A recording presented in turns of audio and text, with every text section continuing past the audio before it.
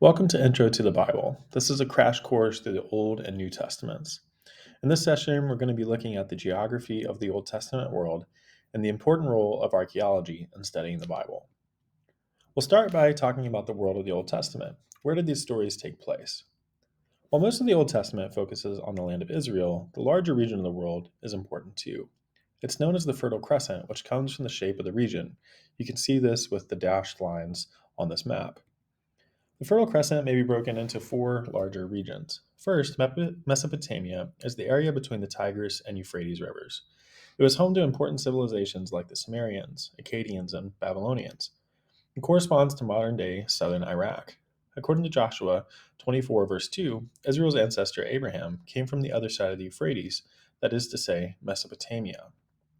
The next region, Syria Palestine, or Canaan as it's known in the Bible, is the primary location for the Old Testament. It's an important region because it forms a land bridge between the sea to the west and the desert to the east.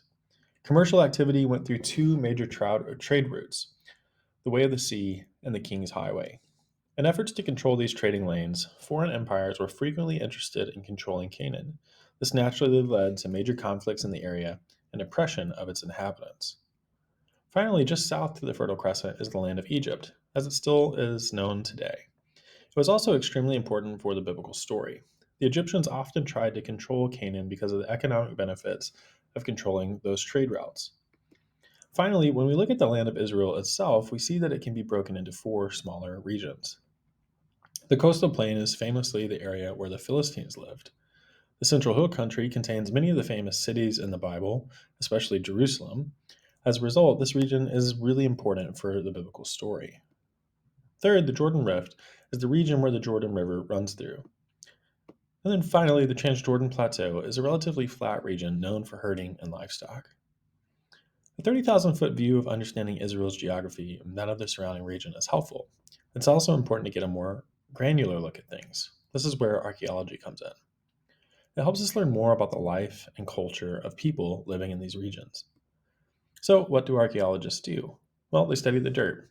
More specifically, they examine physical items left behind by ancient cultures. Biblical archaeologists look at things like pottery, buildings, bones, whether animal or human, and written texts. If they study the dirt, how do they decide where to look? Well, at a basic level, they look at places where people have lived. In Israel, many archaeological sites are on what people call tells, which is essentially a mound where successive generations of a community lived. These communities would build on the same location on top of the previous generation of buildings. That's one reason why archaeologists have to work so methodically.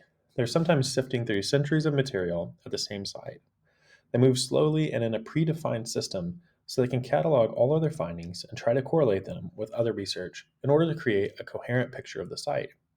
Much of the work is done with basic digging tools you can find at the local hardware store, but there's also a growing awareness of computer assisted analysis that they can do. While archaeology is a wonderful resource, we must be clear about what it can and cannot say. You've likely heard people make fantastic claims about some archaeological find. Sometimes it's to prove the Bible's accuracy, other times it's to reject the Bible altogether. Archaeology is much more humble than that, however. It can neither prove or disprove the Bible. All archaeological discoveries require interpretation, and you can find scholars who have different opinions on most things. Even with its limitations, though, archaeology is a wonderful tool. It provides us with more data to incorporate into our research. As we work through the Old and New Testaments, we will repeatedly discuss important archaeological discoveries. Here are just a few important ones to know at the start. First, the Epic of Gilgamesh is an ancient story discovered in Assyrian and Babylonian libraries. It resembles the story of Noah in remarkable ways and opens some interesting doors for comparative research. Second, a library was discovered at an ancient city called Ugarit. The documents are a treasure trove of information. While many of them are about just basic economic uh, transactions, the most important documents provide valuable insight into the religious practices of Canaanite civilization. For example, we read the myth of Baal at Canaan. It provides a more in depth look at the god ancient Israel so frequently worshipped. The Mari tablets are also important because they provide cultural insights into a civilization that influenced Israel's ancestors. A final discovery worth mentioning is the Dead Sea Scrolls. This collection of documents provides the oldest textual witness to the Old Testament by several centuries. Additionally, they provide helpful insights into the world of the New Testament. Thanks for watching, and if you like this video, make sure you check out one of these other videos listed below and subscribe for more.